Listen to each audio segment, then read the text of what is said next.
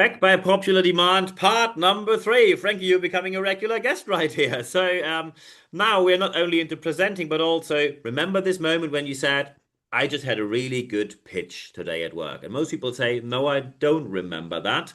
And to be fair, me neither, or let's say rarely did I listen to a great pitch because most people show up and basically what they say is, want to buy my stuff? And my answer usually is, no, because I didn't ask you to pitch to me. The question is, how do we do it better? And we have an expert on the matter with us today. Hello and welcome, Frankie Kemp, on presenting and pitching.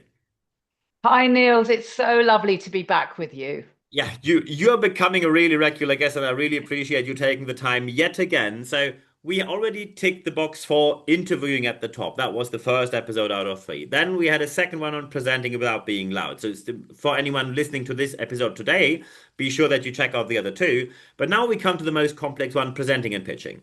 Let's face it, no one asks that anyone pitches. No one likes to get pitched at. So how can I be good at pitching when I actually know when I enter the room, I am in the situation, I demand your attention, I demand your resources, and I also demand most likely your money, and you're not waiting for this. This is not the best starting point, is it? So how can I be good at pitching when I know that no one's waiting for me? Hmm. Well, firstly, I just want to clarify that we're not talking necessarily about sales Yeah. per se, When I have an but idea, when I have a concept, when I want to be promoted, exactly. anything I bring forward, when you are my boss and I have any kind of idea, we are in a pitch situation. Pitching Yes, is bringing anything. I want something from you. It's a pitch situation. that's exactly it. So when people say I don't need to sell, I'm going, you need to Ah, sell. yeah, Everybody needs to sell. I don't everybody. care Yeah, what yeah. your role is. I You'll don't have to never sell. I get work in HR. You're pitching all the the time. time, right? Yeah, yeah, You are selling change and initiative. You've got an idea. You want people to do something differently. You need to sell that to people. Now, we have decision fatigue, and the research shows that by lunchtime, for example, after lunch, you are going to make more mistakes. You're going to make worse decisions yeah. because that first half of the day is when people should make decisions. So you've got this slot between 3 and 4, snooze time, and you don't want to take up too much time. Now I'm going to walk you through a scenario which is very, very common. What some people do, which is actually, this is extremely broad. A lot of people will fall into this trap, and what to do instead. Are we ready? Absolutely. Fab. Now, you've got an idea, you go to your manager and you say, I would like to present this idea to the decision makers. The manager says, great, on Monday, come into the SLT meeting and present it. Well, you're in a complete sweat over the whole weekend because you're putting together the data, you're cramming together stories, and you've got your 70 slides for your big presentation. Yeah, You go into the meeting on Monday and it's flying off in all different directions. They don't seem to have acknowledged you. In fact, they don't even seem to realize that you're there until at the end, when you see people collating their papers and eyeing the door or walking out the door, and then someone turns to you and says, I'm sorry, is there something you wanted to share with us today? Well, you scramble to put your laptop on and go through the slides. Your moment is lost, it's gone. yeah. Absolutely. They're not interested anymore. Yeah, What to do instead? Get your weekends back, put your PowerPoint away. What you need to do is, I'm going to give you a special structure, which is the PROEP. I call it the rapid influence technique. But then I'm brilliant. going Go to, for it. I'll tell you what the characteristics are that you can carry through to other techniques. So the first thing is you have your proposal, tell people exactly what you want, and then tell people why. But this is where most people go wrong. You've got to do it within the framework of their motivators. For example, if you're in ops A lot of people in ops will talk about how it makes things work better. They're not interested in the SLT. It's like, what competitive advantage does it give? You need to step into their world. The next after the P and the R is the O. Most people don't want to mention this because it's the elephant in the room. What is it? It's the objections. You need to surface their objections, or you have left the aforementioned elephant in the room. You need to show that you've reduced risk and you have a solution. Next, you give evidence. And lastly, the P, you've bookended it with saying what you want. This works in email, it works face to face, it works virtually, and it works professionally and personally. It's a godsend because it reduces cognitive load. Whenever you present, for whatever reason, and there are different structures that I give my clients, the structure needs to reduce the cognitive load so that people act. So that means people need to get away from the oh so holy 74 slides long PowerPoint presentation at their main focus. I'm sorry, I'm going to take that crutch away. That is a massive culture change for many. You know that many organizations rely on that kind of structure. So, how do you give people confidence when they say, look, when I enter this room, when I Yeah, enter yeah. this, no, people expect me to have a slide, people expect me to have this and that slide. And we always do these kind of slides. So, how do I suddenly start presenting without saying, here's my 74 pages long PowerPoint presentation? How do you give them confidence there? Because That's that's a such a massive good change. question, Niels. Yeah. That's such a good question because it happened to me last week. So the leaders were bringing me in and they went, "We noticed your tagline is," and I've worked for them, many times over the years. But I remember when they approached me, they said, "We noticed your tagline was be less vanilla and more More thriller." thriller. That was one of the Yeah, taglines why I got you on the podcast as well. So it works pretty well, I can tell it you. does because we're, Yeah, we like a rhyme. yeah. And and anyway, they said we want our analysts, industry analysts, to be that. And it's just a slide attack.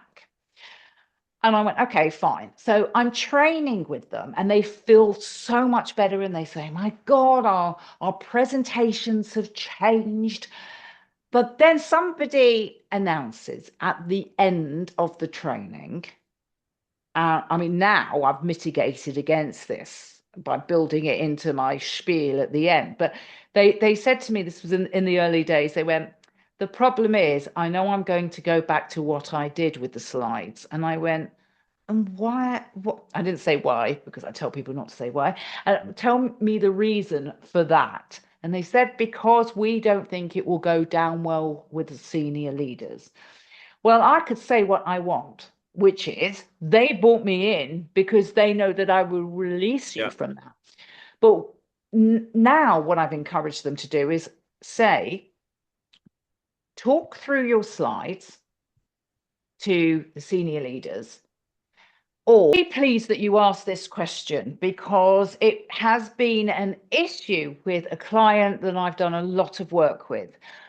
At the end of the training session, in which they brought me in, the leaders brought me in because they said, we want our industry analysts to be less vanilla and more thriller, which, as you know, Niels, is my tagline. And that's one of the reasons why I got you on the podcast. Yes. Yeah. Indeed, indeed. And they said that that these analysts that they want me to train are relying too much on the slides.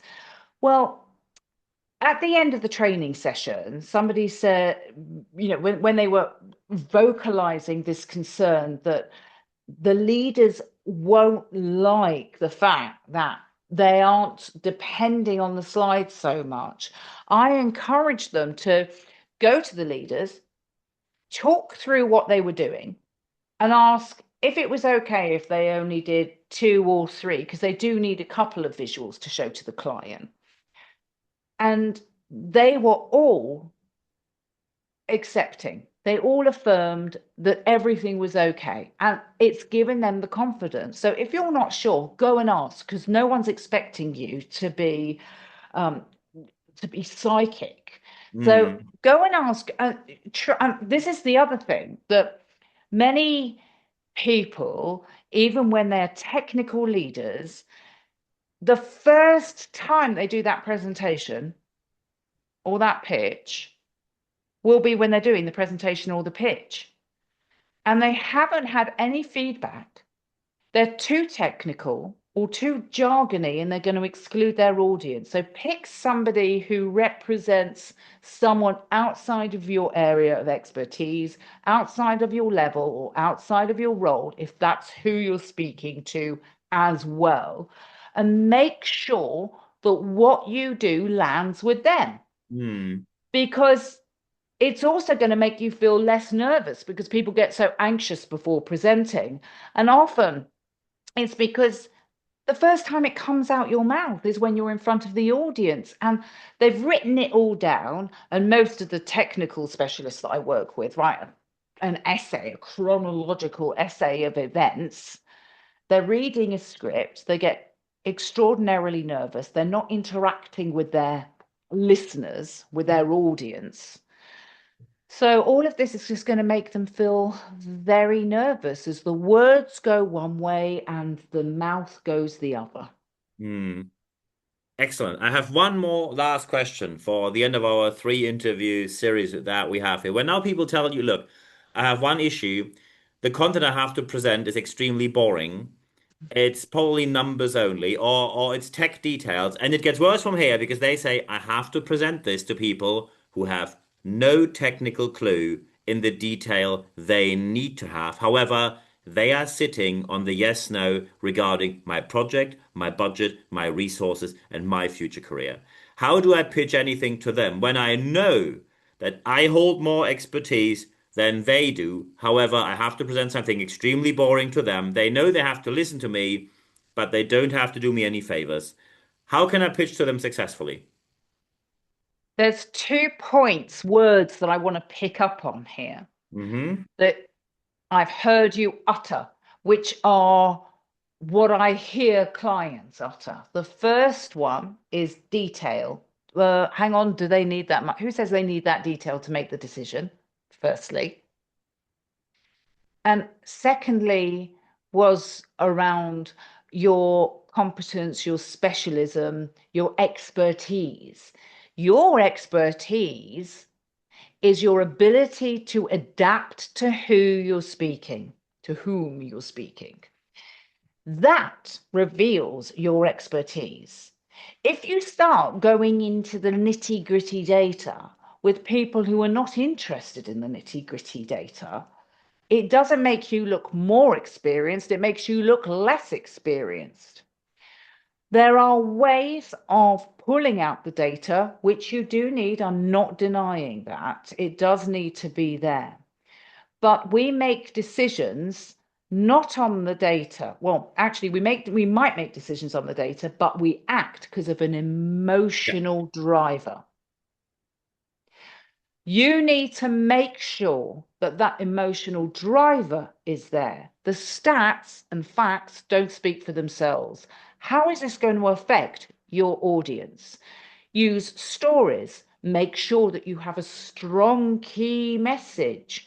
Ask questions. Involve people. And coming back to stories, stories, when we hear a story, it uses the same neural pathways as lived experience, which is why it's Mm. so much more effective than your 9 bullet points on that slide 71. 9 bullet points with two full phrases each being read out aloud. Yeah. Exactly, full Assisted phrases. reading, as we call it in the consultancy industry. Yes. And the argument for that, I find when I work with people is, well, we need to give them out as handouts. I went, okay, so you're showing the handouts. And now I have a shortcut, which I show people, which means that they don't have to do a whole different set. It's a shortcut, which actually one of my engineering clients showed me. And everybody from marketing to clinicians, they embrace it because it just saves them a lot of work. It means they're not reading off handouts. Yeah. Absolutely. I think these are the perfect final words. When people now say, hey, We listened to you during the first interview, interviewing at the top. Then we followed you through Present Without Being Loud, and now we're at presenting and pitching. And now they think, I think you might be really helpful for our organization. So we probably want to bring you in as a trainer, coach, keynote speaker. How can they get in touch? Frankie at frankiekemp.com is my email, and frankiekemp.com is the website. Just click contact, get in touch, and I look forward to hearing from whoever clicks the golden button. Perfect. I think these are the perfect final words. At the end of 3 interviews, check them all out. There's only one thing left for me to say. Frank, you hope to see you again soon, and thank you very much for your time. Thanks, Niels.